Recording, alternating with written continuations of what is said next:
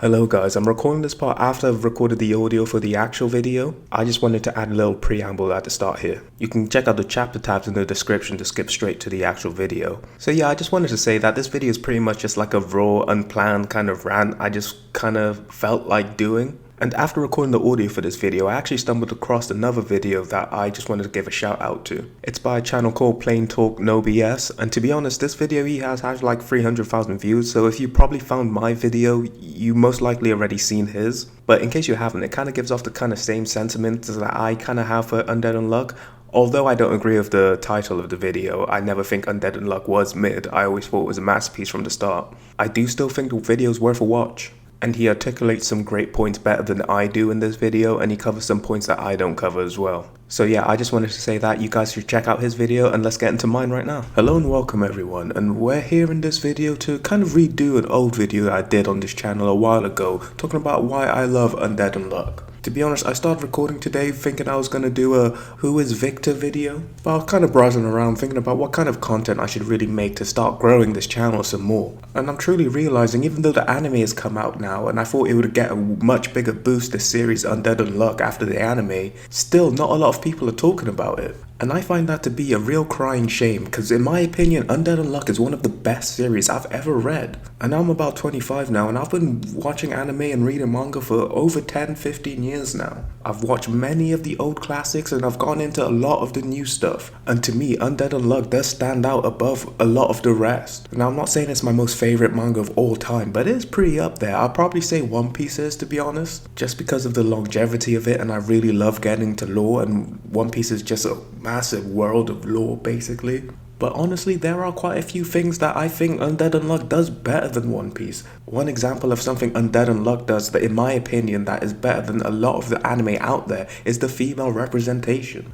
Now of course I know there are plenty of anime with good female representation. For example, Akame ga Kill I feel like has really good female representation. But even in an anime like that, I still feel like we get lost in the source of fan service with some of the female characters, like Esdeath for example. She was one of the most powerful characters in the series, but she still had a fan servicey kind of vibe to her. Although it was a dominatrix vibe, but it's still sexualizing her. And yeah, of course I know at the start of the series there was a lot of sexualization with Fuko and Andy. And although it may sound like I'm excusing it, it actually makes logical sense as to like the kind of stuff that was happening with Andy and Fuko, because her power is activated by physical touch, and the more she likes someone, the more her powerful her unluck is. And so like the whole major point of Fuko and Andy's relationship is for them to actually become more intimate.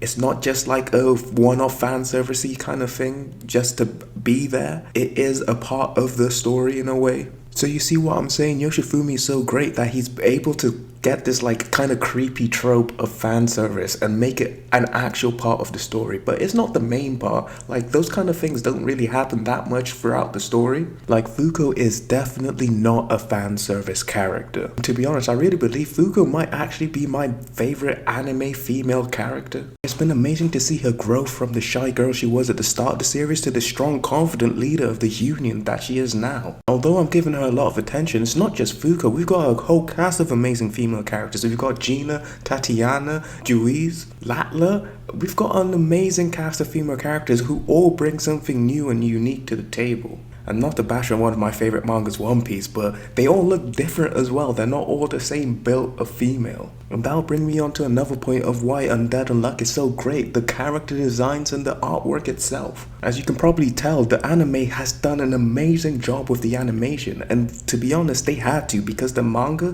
the original material, is so damn good as well. It's kind of like a One Punch Man scenario where Murata is such a great mangaka. People are kind of worried about season 3. Are they going to be able to live up to the hype of what he was able to draw in the manga compared to what they are able to do in the anime? And that is kind of a feeling I had with Undead Unluck, and they knocked it out of the park. The animation was beautiful and amazing. If anything, that is one of the major reasons I think everyone should check out Undead Unluck, just for the animation itself. It's so beautiful. Now we can't just talk about the artwork and characters. What about the story? What is the story of Undead Unluck? And with the story of Undead Unluck, I'm gonna make another One Piece comparison. I feel much like how Oda has said many times he knows how he wants to end the story. I feel like Yoshifumi knows exactly how he wants to end Undead Unluck, and he's simply padding the start to finish with information. And simply over time just trickling in bits of lore for us to piece together what the full picture is gonna be.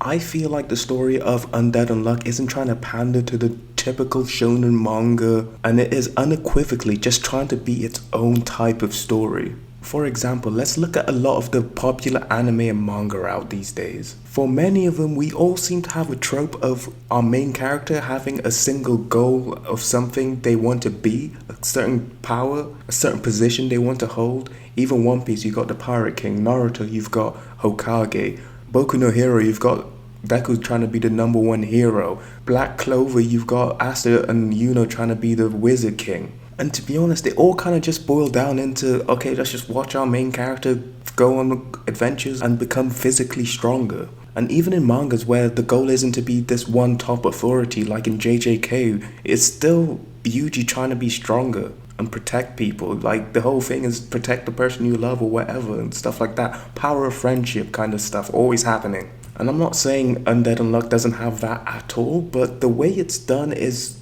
not like many other animes. Like, yeah, Fuka's gonna be strong and stuff, but it's more about the building up a team and building up the right team to be able to take down this all-powerful enemy that they have to face eventually at the end of the series. And that's another thing. We know what the final villain is gonna be.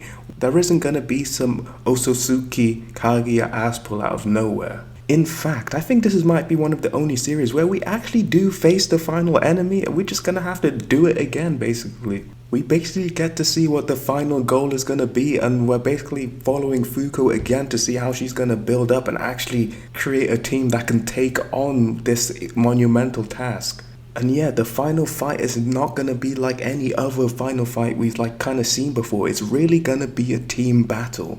And yeah, there are stories that have ended with team battles, like Nanatsu no Taizai for one example. That was kind of like a team battle at the end against the Wizard King.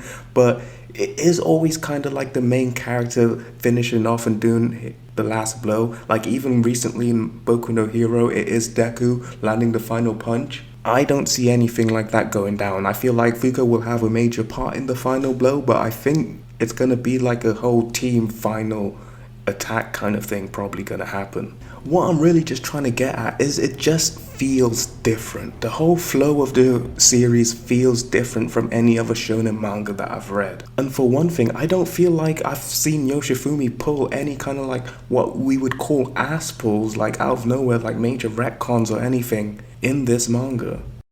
Like in JJK, for example, oh my god, every chapter it's like, oh, Gege did this, Gege did that, this doesn't make sense, he's just pulling it out of his ass, whatever. Even though I don't think Gege's pulling a lot of stuff out of his ass, I feel like the fan base does feel like he's just making shit up as he goes. I guarantee you will never get that feeling in Undead Unluck. Any kind of explanation we get makes sense. Now, speaking of things making sense, the power system is amazing. One of the best power systems I've encountered. I'd put it up there with like the Nen power system in Hunter x Hunter. It's better than Chakra, it's better than Ki, it's better than...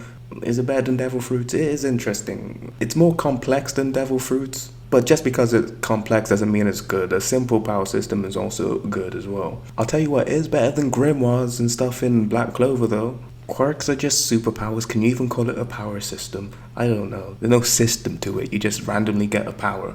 Kind of same thing with grimoires. You just get a grimoire and you have these type of abilities. It's not really fully explained how you even get better spells. You just get stronger and stuff. And any of these animes that I'm mentioning, I'm not hating on them. If I'm mentioning them, that's probably because I like them. I don't stick with stuff I don't like. I don't know information about stuff that I hate. Like Black Clover, I genuinely really love. I'll probably make a good video about Black Clover at some point. Speaking of good female characters, Mereoleona, one of my favorite female characters actually. She might be above Fuko actually. Now I'm really thinking about all the female characters that I like. Yeah, Mereoleona is, she's up there. She's one of the best female characters in my opinion. But that's just because I love battle-hungry characters, and she is that, but just happens to be a female. Yeah, but anyway, I was talking about the power system of Undead Unluck, and I won't go into it too much. I actually have a video on this channel, What Are Negators? Go and check that out if you're really interested in the deep dive into the negation abilities. But a basic rundown is the Undead Unluck world is full of rules and principles and concepts, and there are negators who can nullify and negate those rules. So like the main character Unluck, the rule of being luck, having luckiness, she can negate other people's luck by just touching them. So if you were really good at gambling and you're having great hand after great hand at the poker table, if she touches you, your next hand's just going to be crap, and your next hand's going to be crap, and your next hand's going to be crap, because yeah, she's negated your luck. And that is it at its most basic core, but you can expand on the abilities through really cool ways. It's all about your perception of the ability, is how you're able to negate certain things. And it even delves down even deeper once you get into the story, and it's all about your soul is linked to your ability. Like I'm saying, this is a very complex, interesting power system, and if you're into that kind of thing, you should check out Undead Unluck. Come on. Undead Unluck will have you thinking about philosophy, life, what does anything truly mean? It gets really metaphysical with it. It gets really just out there abstract. It's amazing. It makes you think. I'm telling you, this anime gives you big brain. It gives you big brain. And it kind of just makes me really annoyed that there isn't a season 2 confirmed, and there's a series like Mashal. Although I love Mashal, I picked up Mashal the same time as Undead Unluck. They started coming out about the same time, and yeah, I was reading Mashal alongside Undead Unluck, and I love Mashal. I think it's really funny, great, hilarious. Everyone seems to gravitate to it. This really simple concept is just pretty funny. It's literally just a mixture. Black Clover, One Punch Man. That's literally Mashal. You just mixed up two different concepts, but you get Undead Unluck, this whole new, unique kind of feel and vibe to it, and people are not taking it seriously. Even the animation studio's taking it seriously. They gave Mashal the random isekai treatment. Like, when I started watching the anime for that, I just felt like, yo, I'm just watching some random isekai. What is this? Mashal should have been done way better than this. And then I saw that they were putting so much time and effort into Undead Unluck. I thought everyone would really actually gravitate to it and pick it up, but I'm not seeing enough movement. I'm not seeing enough action. I'm seeing views on JJK videos, One Piece videos. Everyone's making those kind of content, but no one's making Undead Unluck content. Why? And that's why I decided to really focus on Undead Unluck in my channel. And I'm puny, I'm tiny, I can't hold this burden by myself. I'm seeing there's a couple other people doing it, but it's not really there yet. I really like this series and I want it to go far. I hope it's not stopped and discontinued before its prime. So yeah, I think that's about it, all I'm gonna say. I just wanted to make a really quick rant video about not seeing enough Undead Unluck love, and I'm telling you, check it out. Please trust me, it's amazing. But thank you for watching if you made it all the way this far, and I'll see you guys later.